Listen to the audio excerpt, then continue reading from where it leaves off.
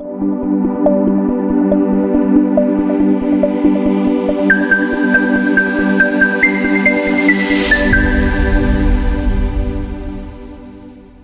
یہ کہتے ہیں جی کہ یہ دو باتیں کرتے ہیں. ایک تو وہ کہتے ہیں جی کہ اللہ تعالیٰ لوگوں سے نعوذ باللہ مدد مانگ رہا ہے قرآن پاک میں. اور یار یہ مسئلہ نمبر ایک تو یہ، اور ٹھیک ہے ہم چھوڑ دیں. قرآن پاک میں اللہ تعالیٰ اگر لوگوں سے مدد مانگ رہا ہے ظاہری اسباب کے طور پہ تو مدد ہے نا. وَتَعَاوَنُوا عَلَى الْبِرِّ وَالتَّقْوَىٰ وَلَا تَعَاوَنُوا عَلَى الْإِثْمِ وَالْعُدْوَانِ. میں کہنا شاہ جی منو پانی پڑا دو تو ٹھیک ہے نا. اس مدد کو کون غلط کہہ سمجھے بات کے؟ یہ ہے مرزا جی کا کمپیٹنٹ ہونا. اب آپ ذرا اس بات کو سمجھے گا کہ کوئی پوچھے ان سمیت وہ جن کے مناظرے سن رہے تھے ان تک پوچھے کوئی ان سے اللہ تعالیٰ نے قرآن پاک میں مدد مانگی کہاں ہے؟ کس جگہ؟ آپ دیکھیں یہ میرے ہاتھ میں مفردات القرآن ہے، امام راغب اصفہانی رحمۃ اللہ علیہ. اس کا صفحہ نمبر 1055 ہے. اور اس کو پڑھنے سے پہلے میں آپ کو توجہ دلاؤں خاص طور پر یہ ان حضرات کے لیے شاہی بدار کی بالکل خالص پھکی ہے. سنیں کہ جو آج بھی اس گمان کے اندر ہے کہ مرزا جی لوگوں کو توحید سکھا رہے ہیں، اور ہم آج سے نہیں ایک زمانے سے کہتے ہیں کہ مرزا جی لوگوں کو توحید نہیں بدعت سکھاتے ہیں. آپ سمجھیں ذرا اس بات. اب آپ یہ دیکھیں کہ جی وہ اللہ تعالیٰ مدد مانگ رہا ہے، آپ کو پوچھو کہاں مدد مانگی اللہ تعالیٰ نے؟ نہیں سمجھے؟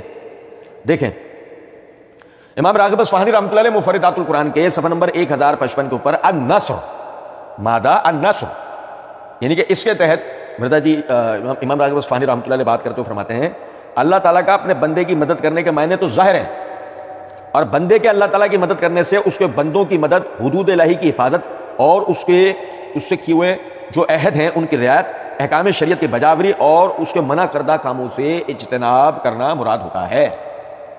یہ مدد کرنا وہ مدد کرنا نہیں ہوتا جو ہم ایک دوسرے کی مدد کر رہے ہیں اور مرزا جی تعاونوا علی البر والتقویٰ والی آیت پڑھتے ہیں. اور بھائی میری بات سمجھ رہے ہیں نہیں؟ یہاں مرزا جی کا اشارہ اصل میں تھا، یعنی کہ مرزا جی اور مرزا جی کے قبیل کے جو لوگ ہیں ان کا اشارہ تھا اس بات کی طرف کہ جو یعنی کہ اللہ رب العزت نے سورہ محمد کے اندر فرمائی ہے ان تنصروا اللہ ینصرکم ویثبت اقدامکم، تم اللہ کے دین کی مدد کرو گے اللہ تمہاری مدد کرے گا اور تمہیں ثابت قدم کر دے گا. تب وہاں وہ یہ کہنے تو اللہ مدد مانگ رہا ہے. اب مرزا جی کہہ رہے ہیں یہ تو ظاہری اسباب کے طور پہ مدد ہے نا، اللہ نے کو تو مدد کی ضرورت ہی نہیں ہے نا اس آیت میں. ان تنصروا اللہ کا مطلب وہ انہوں نے خود بیان کرا ہے کہ اس سے مراد یعنی کہ اللہ کے بندوں کی مدد کرنا ہے، حدود الہی کی حفاظت اور اللہ سے کیے ہوئے جو عہد ہیں مومنین کے مسلمانوں کے ان میں رعایت کرنا ہے، اور یعنی کہ احکام شریعت کی بجاوری وغیرہ. جیسے قرآن پاک میں اللہ رب العزت نے فرمایا وَلِيَعْلَمَ اللَّهُ مَن يَنصُرُهُ، اللہ نے قرآن پاک کے اندر فرمایا وَلِيَعْلَمَ اللَّهُ مَن يَنصُرُهُ، اور اس لیے کہ جو اس کی مدد کرتے ہیں اللہ ان کو معلوم کرے. اب یہاں مدد سے مراد کیا بھی ہم اور مزید آگے پڑھیں گے. یا جیسے دوسرے مقام پہ سورہ محمد ہی کی آیت کی طرف انہوں نے اشارہ دیا ہے ان تنصروا اللہ ینصرکم، اگر تم اللہ کی مدد کرو گے تو وہ تمہاری مدد کرے گا. پھر تیسری جگہ اللہ نے فرمایا کونوا انصار اللہ، اللہ کے مددگار بن جاؤ. اب یہاں پہ سمجھے ذرا بات کو کہ یہ اللہ کی مدد کرنا اور اللہ کے مددگار بننے کا مطلب کیا تھا. یہ دیکھیں میرے ہاتھ میں مسند احمد، مسند احمد کے اندر یہ ہے جلد نمبر 6 کا صفحہ نمبر 115 حدیث نمبر 14510. جابر رضی اللہ تعالی عنہ سے مروی ہے کہ نبی علیہ السلام 10 سال تک مکہ مکرمہ میں رہے اور اوقاس مجنہ اور موسم حج میں میدان منی میں لوگوں کے پاس ان کے ٹھکانوں پر جا کر ملتے تھے اور فرماتے تھے کہ مجھے اپنے یہاں پر کون ٹھکانہ دے گا، کون میری مدد کرے گا، کون میری مدد کرے گا کہ میں اپنے رب کا پیغام پہنچا سکوں اور اسے جنت مل جائے. کون میری مدد کرے گا کہ میں اپنے رب کا پیغام پہنچا سکوں اور اسے جنت مل جائے. یعنی دعوت دین کے کام میں تعاون کرنے کی طرف اللہ رب العزت کا اس آیت میں اشارہ ہے. یا جیسے کہ صفحہ نمبر 319 حدیث نمبر 15260 ہے کہ حضرت جابر رضی اللہ تعالیٰ عنہ سے مروی ہے کہ نبی علیہ السلام منی اور عرفات کے میدانوں میں اپنے آپ کو لوگوں کے سامنے پیش فرماتے ہیں اور ان سے فرماتے ہیں کہ کیا کوئی ایسا آدمی ہے جو مجھے اپنی قوم میں لے جائے، کیونکہ قریش نے مجھے اس بات سے روک رکھا ہے کہ میں اپنے رب کا کلام اور پیغام لوگوں تک پہنچا سکوں. اس دوران ہمدان کا ایک آدمی نبی علیہ السلام کے پاس آیا. نبی علیہ السلام نے اس سے پوچھا کہ تمہارا تعلق کس قبیلے سے؟ اس نے کہا ہمدان سے. تو نبی علیہ السلام نے اس سے پوچھا کہ کیا تمہیں اپنی قوم میں کوئی اہمیت و مرتبہ حاصل ہے؟ کیا تمہیں اپنی قوم میں کوئی اہمیت و مرتبہ حاصل ہے؟ اس نے کہا جی ہاں. لیکن پھر اس کے دل میں کھٹکا پیدا ہوا کہیں اس کی قوم سے ذلیل نہ کروا دے، اس لیے اس نے نبی علیہ السلام سے آ کر عرض کیا کہ پہلے میں اپنی قوم میں جا کر انہیں اس سے مطالعہ کرتا ہوں، پھر آئندہ سال میں آپ کے پاس آؤں گا. نبی علیہ السلام نے فرمایا ٹھیک ہے. اس پر وہ چلا گیا اور اگلے سال سے پہلے رجب میں انصار کا وقت پہنچ گیا. آپ کوئی مرزا صاحب سے پوچھے گا مرزا صاحب انصار کی وجہ تسمیہ کیا ہے؟ انصار کو جو انصار کہا گیا ہے کیا مراد ہے؟ انصار کا مطلب اللہ کے دین کے مددگار، وہی کونوا انصار اللہ ہی کہ اللہ کے دین کا مددگار بن جاؤ. تو انصار کو انصار کہا اس لیے گیا کہ انہوں نے ہجرت کرنے والے اپنے مسلمان بھائیوں کو ٹھکانے دیے اللہ کے دین کی دعوت کے کام میں تعاون کیا, معیشتی معاشرتی اعتبار سے اپنے بھائیوں کے قدم اور کندھے مضبوط کیے, اور پھر بعد میں اپنے جانوں مالوں سے, اپنے اہل و عیال سے اللہ کے دین کی خدمت کرتے رہے. یہی وجہ ہے کہ ان کا لقب ہو گیا انصار یعنی مددگار. بات میری سمجھ رہے ہیں یا نہیں؟ تو یہاں پر وہ جو اللہ رب العزت کی طرف سے یہ بات کی گئی کہ جو اللہ رب العزت اپنی مخلوق سے مدد مانگ رہا ہو, بھائی یہ وہ مدد مانگنا نہیں ہے جو تم میں ایک دوسرے سے مانگتے ہیں. اس کا یہ مطلب نہیں ہے جو تعاون علی البر والتقوی تم پڑھ رہے ہو. سمجھ رہے ہیں بات کا نہیں؟ یہ مرزا صاحب کی توحید ہے, آپ اندازہ کریں ذرا اس بات سے. پھر اس کے بعد مرزا جی کہتے ہیں شاہ جی آپ بیٹھے ہوئے ہیں بغداد میں اور ادھر بھی قبر کے اندر, میں کہتا ہوں مجھے پانی پلا دو. ہم اس کو غیب میں پکارنے کو شرک سمجھتے ہیں نا, غیب میں پکارنے کو وہ تو بالکل اس طرح ہے واستعینوا بالصبر والصلاۃ, نماز اور صبر سے اللہ کی, تو وہ تو اللہ کی مدد چاہو ہے نا, ان اللہ مع الصابرین, یا نماز المدد یا صبر تو نہیں. شاہ جی آپ بیٹھے ہوئے ہیں بغداد میں, ادھر بھی قبر کے اندر, میں کہتا ہوں مجھے پانی پلا دو. ہم اس کو غائب میں پکارنے کو شرک سمجھتے ہیں نا. وہ تو یہ بالکل اس طرح سے کہتے ہیں واستعینوا بالصبر والصلاۃ, نماز اور صبر سے اللہ کی, وہ تو اللہ کی مدد چاہو ہے نا, ان اللہ مع الصابرین. یا نماز المدد یا صبر تو نہیں ہے. مرزا جی سے پوچھو, مرزا جی غیب یعنی کہ جو آپ نے کہا نا اس کو غیب میں پکارنے کو شرک سمجھتے ہیں. اللہ کو جب بندہ پکارتا ہے تو اللہ اس سے غیب میں تو ہے. جب بندہ اللہ کو پکارتا ہے اللہ اس سے غیب میں ہے نا, تو غیب میں پکارنے کو شرک کہاں کہا جائے گا؟ یہ مثال کے طور پر ایک بندہ خط لکھ رہا ہے اور خط کے اندر وہ اپنے اس بھائی کو جو وہاں موجود نہیں ہے, وہ اس موجود بھائی کو مخاطب کر کے کوئی جملے بولتا ہے, تو یہ بھی تو وہ غیب میں بات کر رہا ہے, اس کی تو غیب میں ہے, وہ تو موجود نہیں ہے. لیکن یہ بات کو سمجھیں, اصل میں مرزا جی کو یہ بھی نہیں پتا, یا پتا ہو تو مرزا جی نے کہا یہاں آگے مسئلہ نمبر 3 کے اندر میں نے بیان کرا, کیا ہوگا کہ مسئلہ نمبر 3 میں کوئی مرزا جی نے بیان, لیکن میں تجدید مسئلہ کے طور پہ بیان کرتے تو ہم مرزا جی سے یہاں اسنتاً رکھ لیتے ہیں. ایک مسئلہ ہے ما تحت الاسباب, کسی سے تعاون کرنا یا مدد مانگنا, کہ آپ اسباب کے اندر رہتے ہوئے مخلوقات سے مدد کا سوال کریں یا مخلوقات کی مدد کریں, یہ ایک الگ چیز ہے. ایک ہے ما فوق الاسباب, یعنی کہ آپ اسباب سے ماورا اپنے آپ کو مشکل میں پاتے ہیں, تو آپ اس کے لیے مخلوق کو پکار ہی نہیں سکتے, مخلوق سے مدد مانگ ہی نہیں سکتے, کہ ما فوق الاسباب اللہ تعالیٰ نے کسی کو بھی اپنے ساتھ مددگار بنایا نہیں ہے. تو ایسے پکارنا یا ویسے پکارنے کی بحث ہی نہیں ہے. آپ میری بات سمجھیں, ایک نبی معجزے کا سوال کرتا ہے, یعنی کہ ایک نبی اللہ تعالیٰ سے معجزہ, اس کی مثال ایسے دیکھ لیں کہ جو موسیٰ علیہ السلام نے اللہ رب العزت سے جو کہا کہ اے اللہ یہ اس بات کی ضد کرتے ہوئے آئے ہیں کہ یہ تجھے دیکھنا چاہتے ہیں, کہ اللہ رب العزت نے موسیٰ علیہ السلام کی اس بات کو قبول کر لیا؟ ایسے نہیں. اور کیا مشرکین مکہ کا نبی صلی اللہ علیہ وسلم سے مسلسل, یعنی کہ چاند کے ٹکڑے ہو جانے کے بعد مسلسل معجزات کا سوال کرنے پر کیا اللہ رب العزت نے ہر دفعہ معجزے کا صدور کر دیا؟ نہیں, کیونکہ ما فوق الاسباب اللہ تعالیٰ نے کسی کو بھی اپنے ساتھ شریک نہیں کیا, جو وہ چاہتا ہے وہ کرتا ہے. وہ تو ما تحت الاسباب میں بھی بعض مرتبہ یہی کرتا ہے. انسان چاہے خود کتنی کوشش کیوں نہ کرو, اللہ کا حکم نہ ہو تو کچھ بھی نہیں ہو سکتا.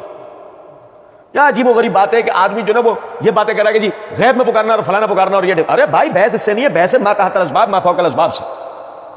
اور دیکھیں کہتے ہیں اصل جھگڑے کو سمجھیں, ہم یہ نہیں کہتے کہ پکارنا کسی کو منع ہے, ہم کہتے ہیں مدد کے لیے پکارنا منع ہے. ہم یہ نہیں کہتے کہ پکارنا کسی کو منع, ہم کہتے ہیں مدد کے لیے پکارنا منع. یا مرزا جی وہ وہی کیا بات کر رہے ہیں, وہ لبیک لبیک یا رسول اللہ, لبیک یا حسین کے اوپر مرزا جی بات کر رہے ہیں. ہم یہ نہیں کہتے کہ پکارنا کسی کو منع ہے, ہم کہتے ہیں مرزا جی بات یہ نہیں کہ آپ یہ نہیں کہتے پکارنا منع ہے, ہمیں کہتے ہیں ثابت ہے کہ نبی صلی اللہ علیہ وسلم کا انتقال ہو گیا اور صحابہ کرام کا, تابعین اہل بیت میں سے کسی کا انتقال ہو گیا اور آدمی انہیں مخاطب کے سیغے سے پکارے, یہ ثابت شدہ بات ہے. بات تو یہ ہے نا, اگر آپ پیچھے ہی مسئلے کا خود اپنی زبان سے حل کر کے آئے ہو السلام علیکم ایھا النبی میں, وہیں ہم نے بھی اس بات کا جواب دیا تھا کہ صحابہ میں سے بعض سے السلام علی النبی پڑھنا بھی ثابت ہے, تو اس کو کیوں چھوڑ دیا آپ نے؟ تو اصل بات یہی ہے کہ آپ دیکھیں کہ مسئلہ اس سے نہیں ہے کہ پکارنا, ہم کہتے ہیں پکارنا مدد کے لیے پکارنا, دونوں میں ثبوت چاہیے. پکارنا یا مدد کے لیے پکارنا دونوں میں ثبوت کی بحث. علی الحسن نقوی صاحب نے کہا, اور پھر یہ دلیل دیتے ہیں کہ رسول پاک نے حضرت موسیٰ علیہ السلام سے مدد لی ہے.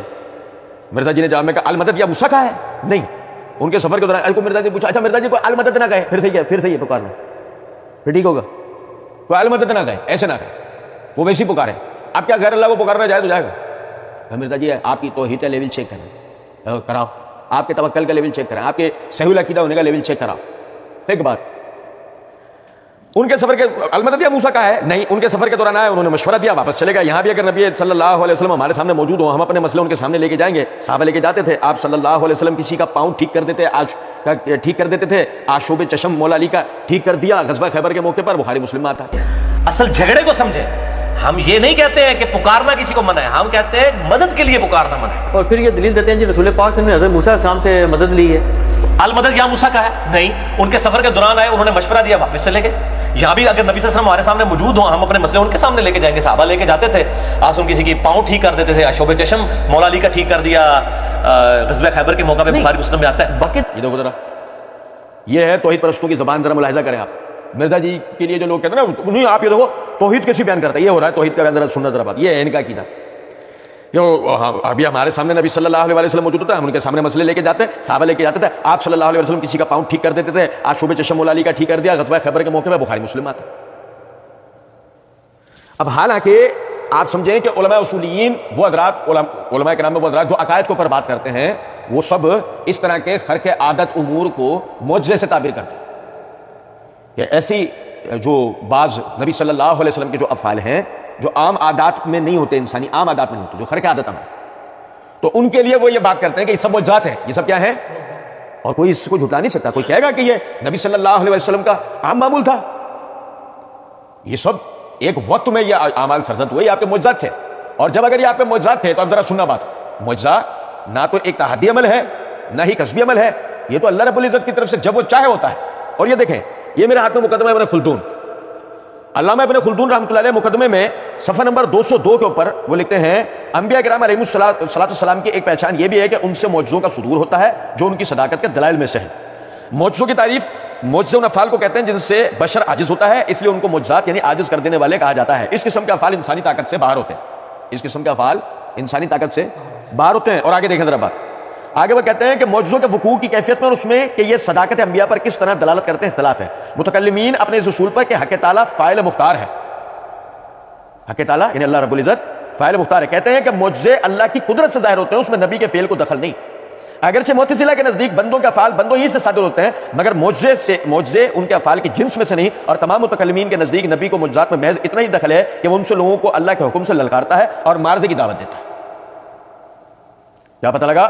معجزہ نبی کا اپنا فعل یہ اللہ رب العزت کی طرف سے ہوتا ہے. نبی کو صرف یہ ہوتا ہے کہ نبی اس کے تحت وارننگ دیتا ہے، سامنے والے کو للکارتا ہے اور اس کے خلاف کچھ کرنے کی طرف توجہ دلاتا ہے. یہ معجزہ ہو گیا، اب تم اس کے مخالف کچھ کر کے دکھا دو، یہ معجزہ ہے. اور اسی طریقے سے آپ دیکھیں، یہ میرے ہاتھ میں تفسیر ابن کثیر ہے، اس کی جلد نمبر 4 کا صفحہ نمبر 33 کے اوپر یہ جو آیات ہیں سورہ شعراء کی، الذی خلقنی فهو یہدین والذی هو یطعمونی ویسقین واذا مرضت فهو یشفین والذی یمیتونی ثم یحیین والذی اطمع ان یغفر لی خطیئاتی یوم الدین. یہ جو آیات ابراہیم علیہ السلام کے جو کلمات ہیں، اس کی تفسیر کرتے ہوئے حافظ ابن کثیر رحمۃ اللہ علیہ فرماتے ہیں، حضرت ابراہیم خلیل اللہ علیہ السلام اپنے رب کی صفت بیان فرماتے ہیں کہ میں تو ان اوصاف والے رب کا ہی عبادت گزار ہوں، اس کے سوا اور کسی کی عبادت نہیں کروں گا. پہلا وصف یہ ہے کہ وہ میرا خالق ہے، اسی نے اندازے مقرر کیے اور وہی مخلوقات کو اسی طرف راہبری کرتا ہے. دوسرا وصف یہ کہ وہ ہادی حقیقی ہے، جسے چاہتا اپنی راہ چلاتا ہے، جسے چاہتا ہے اسے غلط راہ پر لگا دیتا ہے. تیسرا وصف میرے رب کا یہ ہے کہ وہ رزاق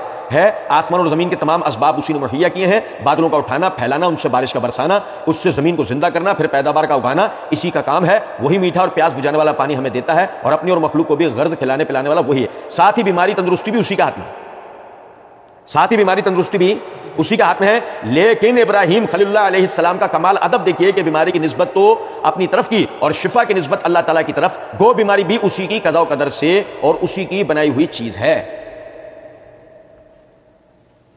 ابراہیم علیہ السلام نے بیماری اور شفا دونوں کا انتصاب کس کی طرف کیا ہے؟ اللہ رب العزت. بندوں کے ہاتھ میں شفا، بندوں کے ہاتھ میں شفا نہیں ہے، شفا اللہ رب العزت کے حکم سے ہے. اور یہاں مرزا جی کے جناب میں ہمارا 58واں سوال سنیں ذرا بات کو، کہ اگر نبی صلی اللہ علیہ وسلم کا اللہ کے حکم سے کسی صحابی کے پیر کے یعنی شفا کے لیے بات کرنا، یا سیدنا علی بن ابی طالب رضی اللہ تعالیٰ عنہ کی آنکھیں ٹھیک کر دینا، بقول مرزا جی کے جو انتصاب نبی صلی اللہ علیہ وسلم کی طرف کیا ہے. مرزا جی سے کوئی پوچھے یسوع مسیح بھی تو ایسا کرتے تھے نا، جو قرآن بتاتا ہے کوڑ کے مریضوں کو باذن اللہ کھڑا کر دیا کرتے تھے، اللہ کے حکم سے کھڑا کر دیا کرتے تھے. حالانکہ کوڑ لا علاج بیماری ہے، آدمی کا علاج صرف ایک چیز ہے، موت. بس سوال پیدا ہوتا ہے یسوع مسیح اپنی طرف سے کرتے تھے اللہ کے حکم سے، عیسائی کہتے ہیں وہ اپنی طرف سے کرتے تھے کیونکہ خود خدا تھے، خدائی صفات کے حامل تھے. ہم کہتے ہیں اللہ کے حکم سے کرتے تھے، اور یہی انہوں نے کہا ہے کم باذن اللہ، اللہ کے حکم سے کھڑا ہو جا. سورہ ال عمران. اب پوچھا جائے کہ مرزا جی بتائیں یہ وہ خود کرتے تھے اللہ کے حکم سے، تو جواب کیا آئے گا؟ اللہ کے حکم سے نا. تو جب یسوع مسیح اللہ کے حکم سے کرتے تھے تو نبی صلی اللہ علیہ وسلم اپنی طرف سے کیسے کر سکتے ہیں؟ وہ بھی اللہ رب العزت کی طرف سے ہوتا ہے. وَقُلْ جَاءَ الْحَقُّ وَزَهَقَ الْبَاطِلُ إن الباطل كان زهوقا